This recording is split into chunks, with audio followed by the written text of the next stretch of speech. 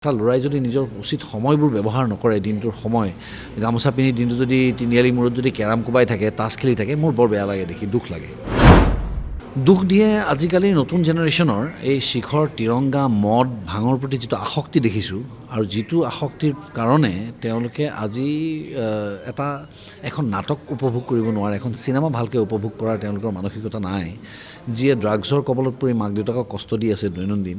মই ভাবোঁ ইয়াত ক'ৰবাত মাক দেউতাকৰ ভুল আছে।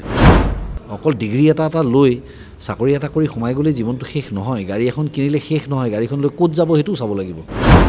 জাপিৰ ব্যৱহাৰটো কি আছিলে? জাপিৰ ব্যৱহাৰ খেতিত ব্যৱহাৰ কৰা এটা সঁজুলি। ৰ'দ নপৰিবলৈ ছাতিৰ জেগাত আমি জাপি ব্যৱহাৰ কৰোঁ। এতিয়া জাপিটো এনেকুৱা কৰি পেলালে, জাপিটোক অপমান কৰিব নোৱাৰে। জাপিটোতো আগতেতো খেতি কৰি মাটিতেই থয়, এতিয়া মাটিত থ'বলৈকেও ভয় হৈছে জাপিটো। তাৰ পৰা আলোচনা হ'ব। গামোচাখনতো গা মুচিবলৈকে দিয়া হৈছিলে, গামোচাৰে গা মুচিলেও মানুহৰ গাত লগা হৈছে এতিয়া। হঠাৎ লখিমপুৰত উপস্থিত হ'লহি জনপ্ৰিয় অভিনেতা ৰবি শৰ্মা ডাঙৰীয়া। আমি তেখেতৰ লগত পোনে পোনে কথা পাতিবলৈ যত্ন কৰিম। হয়, পোনপ্ৰথমে লখিমপুৰলৈ স্বাগতম জনাইছোঁ। ধন্যবাদ। কি ক'ব, যিহেতু আপুনি অভিনয় জড়িত, আৰু অভিনয়ৰ বিষয়ে আপুনি প্ৰথমে কি ক'ব? অভিনয়ৰ বিষয়ে বৰ বহল ছাবজেক্ট এটা কথা সুধিলা তুমি। অভিনয় মোৰ নিচাও পেচাও, অভিনয় বৰ ভাল পাওঁ মই। আজিৰ তাৰিখত ক'বলৈ গ'লে অভিনয় ইজ মাই ফাৰ্ষ্ট লাভ। আৰু অভিনয় কৰি ভাল লগাৰ কাৰণ কেইবাটাও আছে। এটা হৈছে নিজৰ আৱেগবোৰৰ ওপৰত নিয়ন্ত্ৰণ ৰাখিব পৰা এটা শৈলীৰ প্ৰয়োজন অভিনয় কৰা এজন ব্যক্তিৰ বা এজন অভিনেতাৰ, সেইটো ভাল লাগে। আৰু দ্বিতীয় ভাল লাগে এজন অভিনেতা হোৱাৰ লগতে যিহেতু সমাজখনৰ সকলো স্তৰৰ সকলো মানুহৰ মৰমৰ এজন ব্যক্তি হৈ উঠোঁ আমি, আৰু দৃষ্টি আকৰ্ষণ কৰিব পাৰোঁ। গতিকে সমাজৰ প্ৰতি দায়বদ্ধ হৈ চলাৰ এই যে সুযোগকণ পাইছোঁ, মই ভাবোঁ সেইটো এটা বৰ ডাঙৰ উপহাৰ মোৰ পেচাটোৰ মোলৈ। আৰু ঈশ্বৰৰ অৱদান, অভিনেতা হিচাপে হওঁ বুলিলে হ'ব নোৱাৰি আচলতে অভিনেতা। তাৰ কাৰণে ঈশ্বৰৰ বিশেষ আশীৰ্বাদ লাগে, ৰাইজৰ আশীৰ্বাদ লাগে। সেইখিনি মোৰ ওপৰত সেই আস্থা মানুহখিনি আছে, তাৰ বাবে মই জীৱন কৃতজ্ঞ হোৱাৰ এটা সুবিধা মই পাইছোঁ অভিনয় কৰাৰ মাধ্যমেৰে। গতিকে অভিনয় মোৰ জীৱন এতিয়া। মই এতিয়া প্ৰায় থিয়েটাৰৰ পৰা ওলাই মই প্ৰায় 7খনমান ছবিৰ লগত মই চাইন কৰিলোঁ, 7খনমান ছবি। গতিকে এইটো বছৰ 2024ত চাগে মই 3খন ছবি কৰাৰ মোৰ এটা পৰিকল্পনা আছে। ঈশ্বৰে কি ভাবিছে মই নাজানো, বতৰে কি ভাবিছে মই নাজানো, কিন্তু 3খন ছবিৰ পৰিকল্পনা আছে। তাৰ পিছৰ বছৰটো 4খন ছবি কৰিম। গতিকে এনেকৈ ছবিৰ লগতে জড়িত হৈ থকাৰ ইচ্ছা। গতিকে ৰঘুপতিৰ ছিকুৱেল এখন মানুহে বিচাৰি আছে, সেইখন তেওঁলোকক দিম বুলি মই কথা দি থৈছোঁ। গতিকে ৰঘুপতিৰ ছিকুৱেল এখনো কৰিব লাগিব। গতিকে এই ধৰণেই ব্যস্ত মই। দুখ দিয়ে আজিকালিৰ নতুন জেনেৰেশ্যনৰ এই শিখৰ, তিৰংগা, মদ, ভাঙৰ প্ৰতি যিটো আসক্তি দেখিছোঁ, আৰু যিটো আসক্তিৰ কাৰণে তেওঁলোকে আজি এখন নাটক উপভোগ কৰিব নোৱাৰে, এখন চিনেমা ভালকৈ উপভোগ কৰাৰ তেওঁলোকৰ মানসিকতা নাই, যিয়ে ড্ৰাগছৰ কবলত পৰি মাক দেউতাকক কষ্ট দি আছে দৈনন্দিন। মই ভাবোঁ ইয়াত ক'ৰবাত মাক দেউতাকৰ ভুল আছে। গতিকে এইবিলাক কথা দেখি থাকিলে মোৰ বেয়া লাগে, কাৰণ মাক বাপেকে নিজে ঘৰত থাকিও ল'ৰা ছোৱালীক শিকাই দিয়ে ক'বলৈ যে কোনোবা বিচাৰি আহিলে বোলে মই নাই বুলি কওঁ। তাৰপাছত ল'ৰাটোক যেতিয়া ক'ব যে তুমি সঁচা কথা ক'বা, সি কিয় মানিব? গতিকে ক'ৰবাত ইয়াতে শিপাতেই গণ্ডগোলটো আছে। গতিকে এই গণ্ডগোলটো যদি আমি ঠিক নকৰোঁ, আমাৰ জাতিটোৱে যদি কৰ্মসংস্কৃতি বুজি নাপায়, প্ৰত্যেকটা কাম যে গুৰুত্বপূৰ্ণ, প্ৰত্যেকটা কাম যে গুৰুত্ব সহকাৰে কৰিব লাগে, এই কথাটো যদি বুজি নাপায়, তেতিয়াহ'লে জাতিটো আগবাঢ়ি যাব নোৱাৰিব।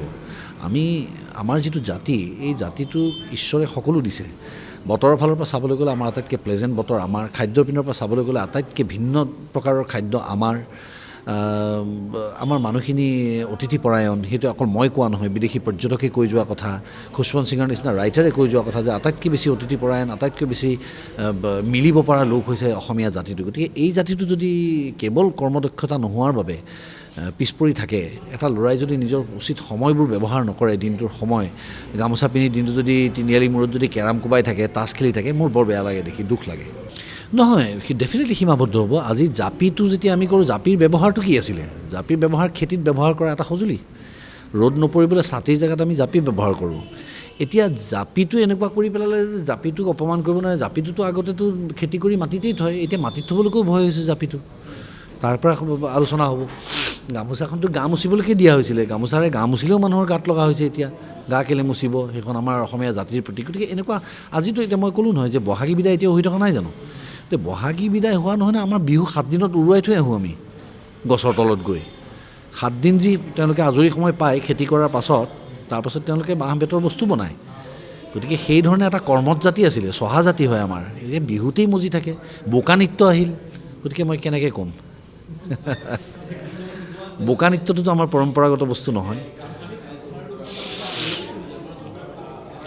এইবিলাক অপভ্ৰংশ হয় যদি আমি কালচাৰটো ডাইনামিক কৰি নাৰাখোঁ আজি ৰেপ মই এইটো কথা বহুত পুৰণি কথা মই আজি আকৌ ক'বলগীয়া হৈছে যে ভাংৰা যেতিয়া কালচাৰেল ফৰ্মত আছিলে ট্ৰেডিশ্যনেল ফৰ্মত তাৰপৰা কালচাৰেল ভাংৰা ৰেপ হ'ল ভাংৰা ডিস্কো হ'ল ভাংৰা টেকন' হ'ল ভাংৰা এতিয়া ৰেপ কৰি আকৌ তেওঁলোকে প্ৰয়োগ গতিকে ভাংৰা এতিয়া তেওঁলোকৰ ল'ৰা ছোৱালীয়ে পাহৰাই নাই আমাৰ কিন্তু বিহুটোত যদি আমি বিহু ৰেপ সোমাই দিওঁ কণ্ট্ৰভাৰ্চি হয় কিন্তু কণ্ট্ৰভাৰ্চি কৰা বস্তু নহয় যিয়ে অৰিজিনেল বিহু শুনিব বিচাৰিছে তেওঁলোকে বিহু শুনক কিন্তু মই ৰেপ বিহুটো এইকাৰণে সোমাইছোঁ যাতে বিহুৰ প্ৰতি মানুহ ল'ৰা ছোৱালী আকৰ্ষিত হওক প্ৰথম তাৰপিছত তেওঁলোকে নিজে নিজে গুৰটো বিচাৰি যাব নহয় যে এইটোতো ডুপ্লিকেট আমিতো ৰেপ কৰা হৈছে এইটো মিক্সাৰ হয় এটা ফিউজন হয় অৰিজিনেলটো কেনেকুৱা আছিল শুনো বুলি তেতিয়াহে যাব অৰিজিনেলটো বিচাৰি আমি চিন্তা কৰিবলগীয়া বিষয় এটা and it's a very scientific thought process যে আজিৰ পৰা 300 বছৰ আগতে কৰাটো যদি আজি কালচাৰ হয় আজি কৰাটোও কিন্তু আজিৰ পৰা 300 বছৰ পিছত কালচাৰ হ'ব চ' কালচাৰ ইজ ডাইনামিক তাক ষ্টেগনেণ্ট কৰিব নালাগে it is not supposed to be made ষ্টেগনেণ্ট